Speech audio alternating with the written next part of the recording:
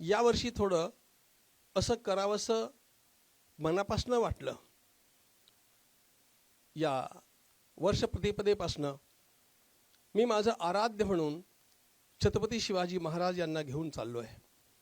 छत्रपती शिवाजी महाराजांची कथा धार्मिक व्यासपीठावरून व्हावी अशा प्रकारचा माझा आग्रह बघून तशी पहिली कथा पूज्य स्वामी रामदेवजींनी पतंजली योगपीठामध्ये केली. नंतर सोलापूरला झाली, मुंबईला झाली. आता त्या कथांचं सत्र चालू आहे.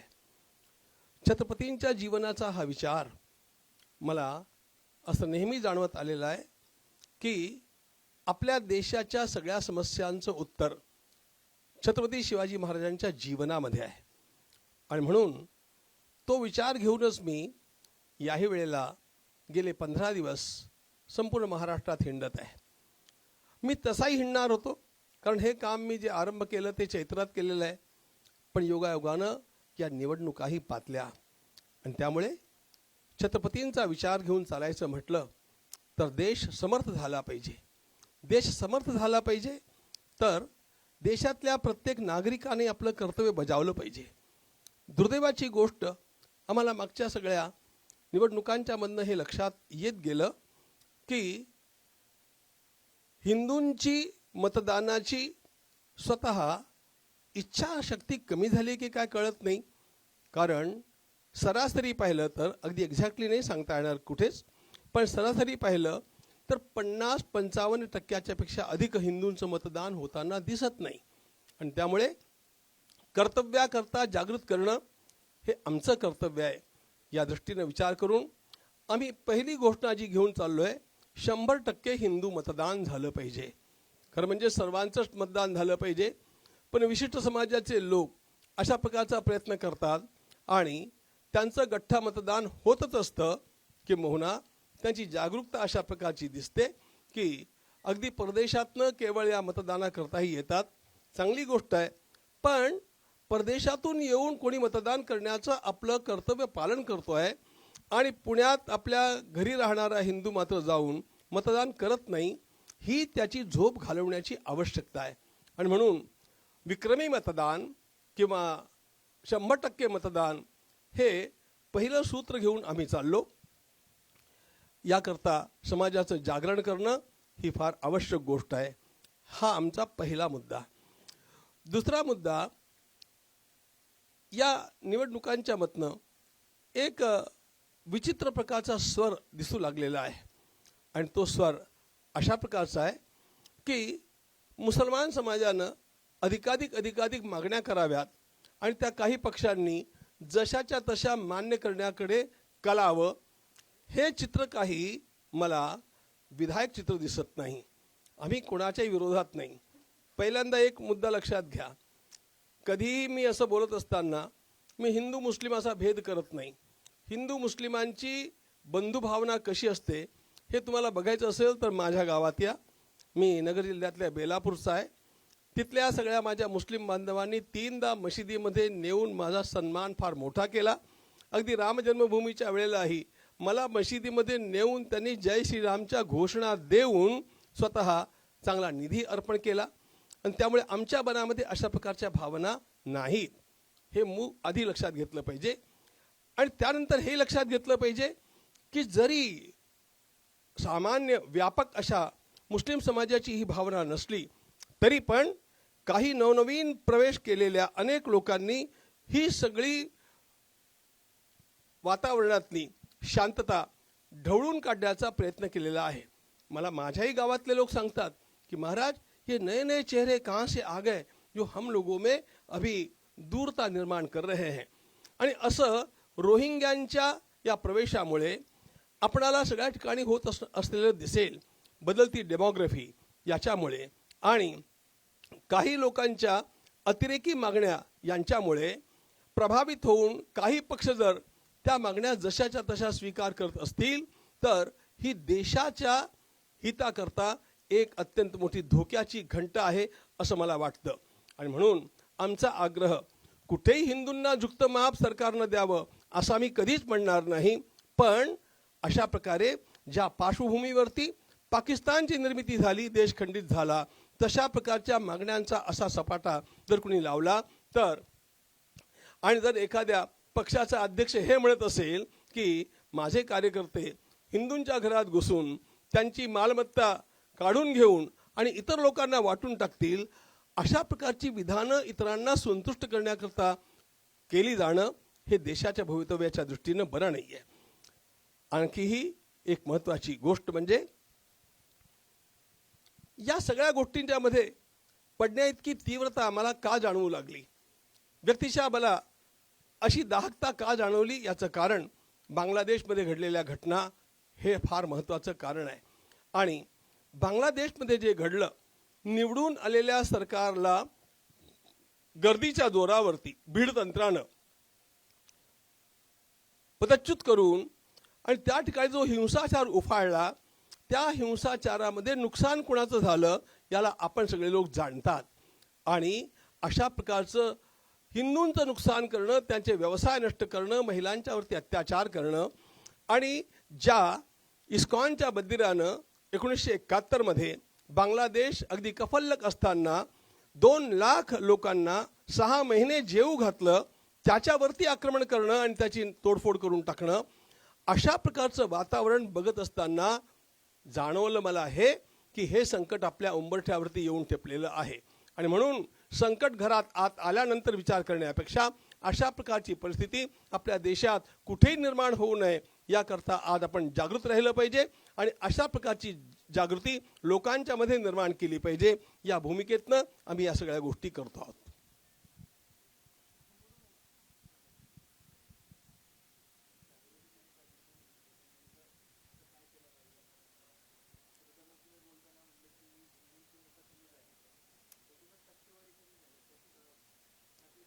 एकूणच टक्केवारी कमी झाली आहे ही गोष्ट सत्य आहे, पण त्यामध्ये हिंदूंचं मतदान अगदीच कमी झालेलं आहे.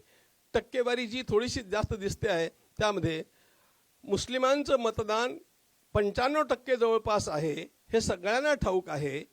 95 असेल 90 असेल, पण हिंदूंच्या मतदानाची टक्केवारी फार कमी आहे. अशा प्रकारे देशातल्या नागरिकांनी समाजाची, या राज्यतंत्राची, आपल्या स्वतःच्या कर्तव्याची उपेक्षा करणं हे चूक आहे. म्हणून त्यांना जागृत करण्याकरता 100% मतदान किंवा विक्रमी मतदान हा मुख्य नारा घेऊन आम्ही लोक काम करतो आहोत.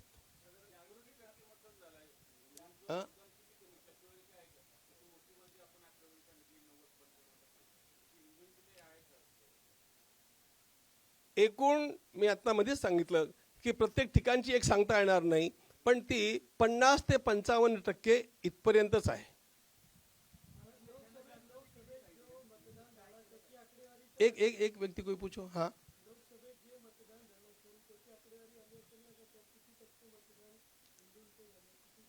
तेच मी सांगतोय, सरासरी देशातलं मतदान जेव्हा आपण बघतो तेव्हा ते 50 ते 55% मध्ये येतं.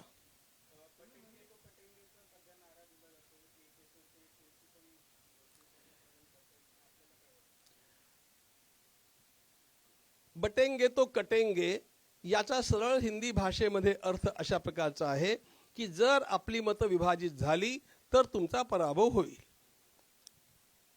म्हणून मतं विभाजित न होऊ देता आपण व्यवस्थितपणे आपल्याला, म्हणजे आता ज्यांनी हा नारा दिला त्यांच्या पक्षाला मतं द्यावीत अशा प्रकारचं आवाहन योगीजींनी केलेलं आहे. त्याचा कुठलाही दाहक अर्थ घेण्याची आवश्यकता नाही.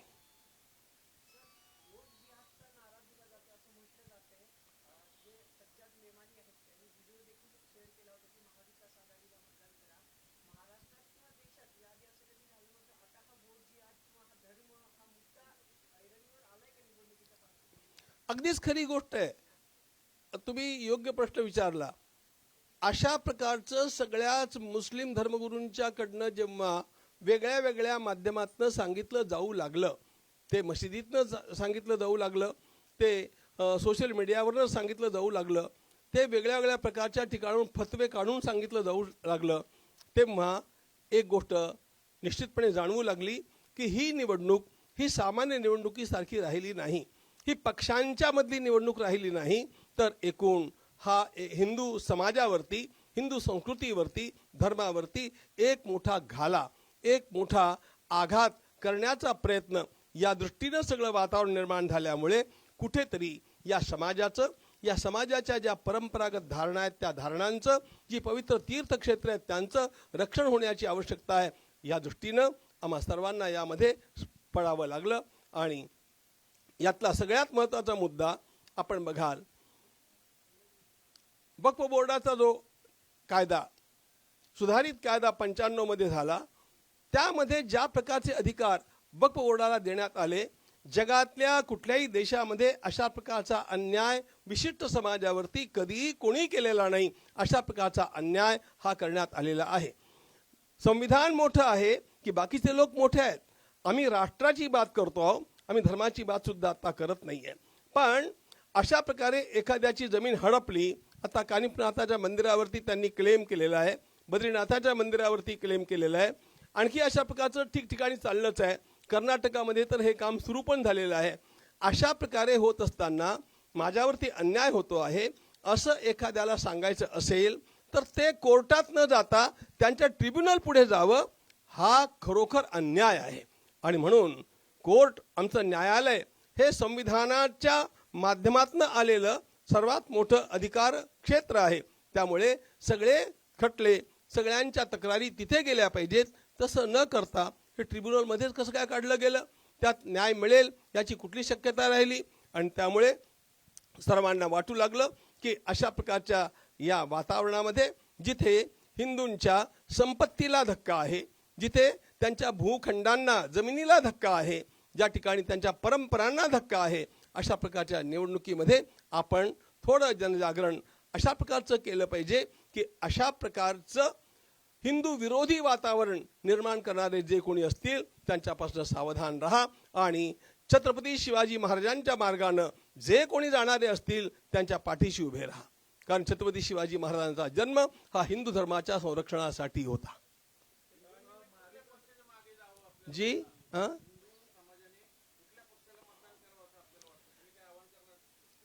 मी असं आवाहन करणार नाही एक गठ्ठा मतदानाचं. एक गोष्ट आहे की आम्ही लोकांच्या विवेकाला आवाहन करू. म्हणून मी सांगितलं छत्रपती शिवाजी महाराज ही आमची कसोटी आहे. छत्रपती शिवाजी महाराजांच्या जीवनमूल्यांना अनुकूल ज्यांची जीवनमूल्य असतील, ज्यांची कार्य असतील, त्यांच्या पाठीशी उभं राहावं अशा प्रकारचं आवाहन मी आणि आम्ही सगळे सर्वांना करतो आहोत. एक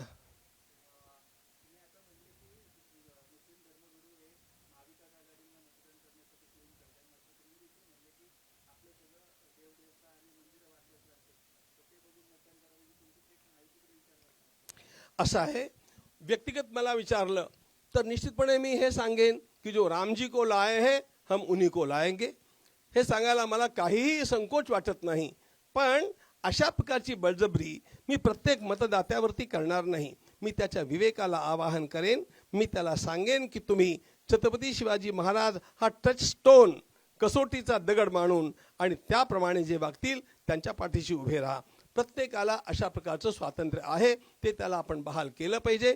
आणि त्यामध्ये व्यक्तिगत माझी कसोटी काय हे मी तुम्हाला सांगितलं आहे.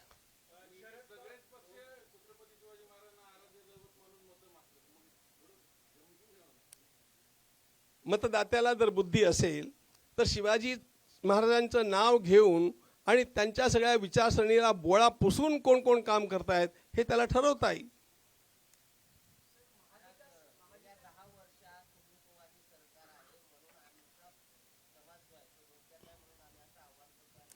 हिंदुत्ववादी सरकार आहे म्हणून सगळे समाज सुरक्षित आहे ते लक्षात ठेवा. जेव्हा हिंदू शब्दाचा उच्चार आपण करतो तेव्हा आपल्याला अभिप्रेत काय असतं? एक कृपा करून गोष्ट लक्षात ठेवा, हिंदू हा शब्द मानवतेचा समानार्थक शब्द आहे. हिंदू हा स्वतंत्र संप्रदाय नाही. सगळीकडे न्यायाची प्रस्थापना व्हावी, समानतेचं वातावरण असावं, कुणाहीवरती अन्याय होता कामा नये अशा प्रकारचा उपदेश सगळ्या हिंदू संप्रदायांनी, उपासना संप्रदायांनी केला. मला कधी कधी लोक विचारतात की हिंदुत्वाचा मॅनिफेस्टो काय आहे, आणि माझं सरळ त्याला म्हणणं असतं की हिंदुत्वाचा किंवा हिंदू राष्ट्राचा किंवा रामराज्याचा मॅनिफेस्टो बघायचा असेल तर आमच्या माऊलींचं पसायदान वाचा, जे खळांची व्यंकटी सांडो तया सत्कर्मी रती वाढो, भूता परस्परे जडो, मैत्र जीवाचे दुरिताचे तिमिर जावो. असं म्हणणाऱ्या माऊलींनी हिंदुत्व म्हणजे काय हे आमच्या पुढे ठेवलेलं आहे. सर्वे भवन्तु सुखिनः, सर्वे सन्तु निरामयाः, सर्वे भद्राणि पश्यन्तु, मा कश्चित् दुःख भाग भवेत. हे आमच्या प्राचीन ऋषींनी सांगून ठेवलं. यामध्ये कुठेही एका विशिष्ट गटाकरता, एका विशिष्ट उपासना संप्रदायाकरता, एका विशिष्ट जातीकरता त्यांनी मागणी केलेली नाही. आणि म्हणून हिंदुत्व आणि मानवता हे समानार्थक शब्द आहेत.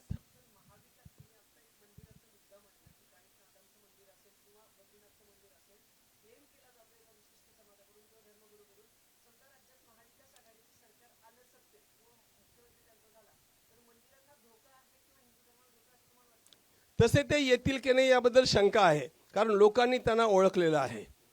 पहिली गोष्ट सांगतो.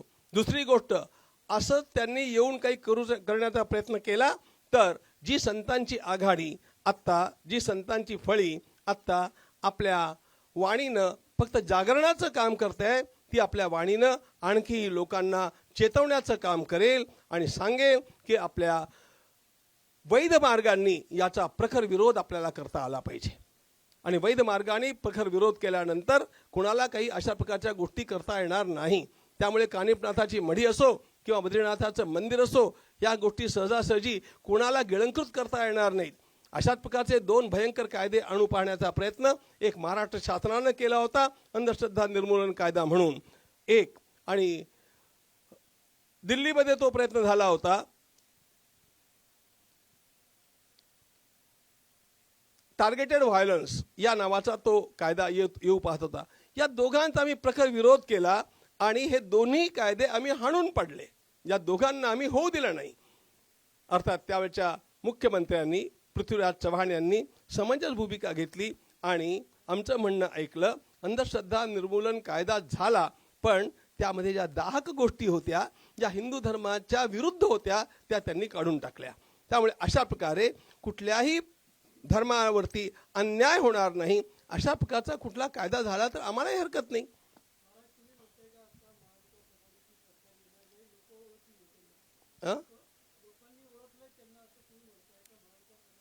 त्यांनी येईल म्हटलं म्हणून मी म्हटलं येणार नाही.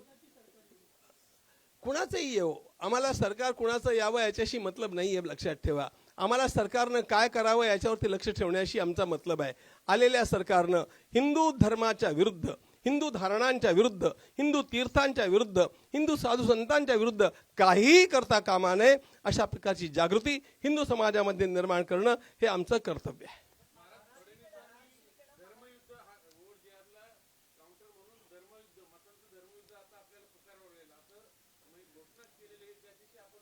आता जर वोट जिहाद, जिहाद शब्दाचा अर्थ धर्मयुद्ध असेल तर हिंदूंनी पण अशा प्रकारचं धर्मयुद्ध त्याला म्हणणं मला चुकीचं वाटत नाही.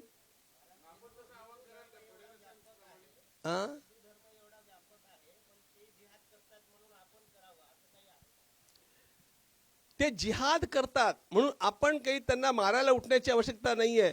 पण प्रतिकार करणार की नाही, संरक्षण करणार की नाही, एखाद्यानं जिहाद करण्याकरता तुमच्यावरती काहीतरी शस्त्र उगारलं, तुम्ही त्याचा हात धरणार की नाही, तुम्ही त्याला माराल की न माराल हे तुमच्या शीलावरती अवलंबून राहील. पण त्याचा हात धरणं आणि स्वतःचं संरक्षण करणं हे प्रत्येकाचं मूलभूत कर्तव्यही आहे आणि तो त्याचा आमच्या घटनेनं दिलेला अधिकारही आहे.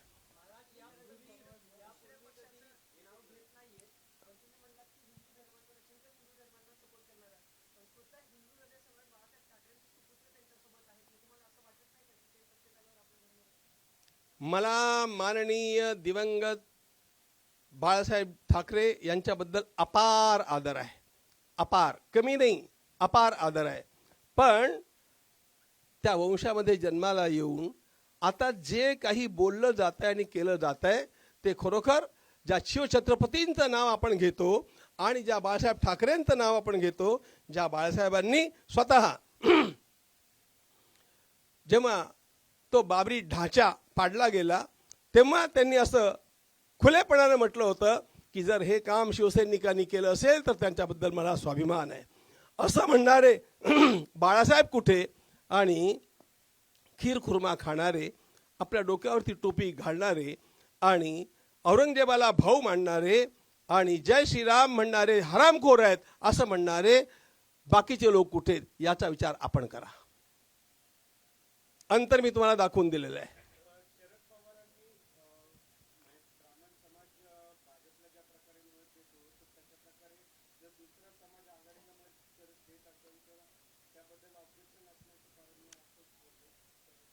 अशा प्रकारे ब्राह्मण आणि दुसरा समाज वगैरे वगैरे विचार आमच्या डोक्यात येत नाहीत.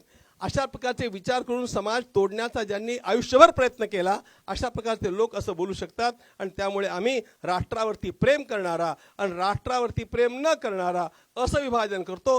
जाती जातीचं विभाजन आम्ही कधी करत नाही.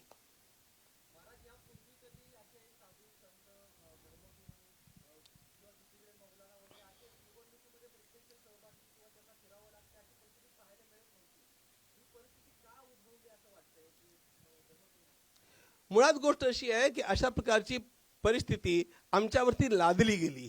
आम्ही कधीच हे काम करणारे लोक नाही आहोत. या सगळ्या लोकांना ज्ञानोबा तुकारामांची कीर्तनं करणं आणि लोकांचं प्रबोधन करणं याच्यापासून फुरसत नाही आणि त्यामध्येच आनंद वाटतो. पण जेव्हा एखादं आक्रमण आपल्यावरती होतं त्या आक्रमणाचा रोध करणं हे प्रत्येकाचं कर्तव्य आहे. अशा प्रकारे सगळ्यांनी एकत्र येऊन जेव्हा मुस्लिम धर्मगुरूंनी अशा प्रकारचं आक्रमण करायला काही पक्षांना भाग पाडलं आणि कायद्याच्या माध्यमातून अशा प्रकारे हिंदू समाजाला आवळून टाकण्याचा प्रयत्न केला तेव्हा त्या हिंदू समाजाच्या संस्कृतीच्या रक्षणाकरता याही धर्माचार्यांनी प्रतिकारात्मक एकजूट निर्माण करणं आवश्यक ठरलं.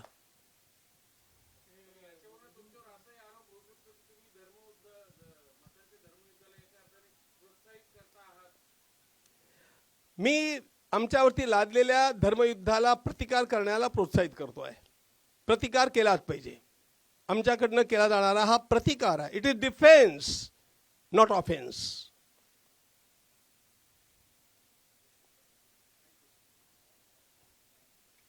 झालं. आपणा सर्वांना खूप खूप धन्यवाद. आपण हे विचार कृपया जसे आहेत तशा प्रकारे सगळीकडे पोचवाल अशा प्रकारची अपेक्षा आहे आणि आपण केलेल्या सहकार्याबद्दल आपणाला धन्यवाद आहे.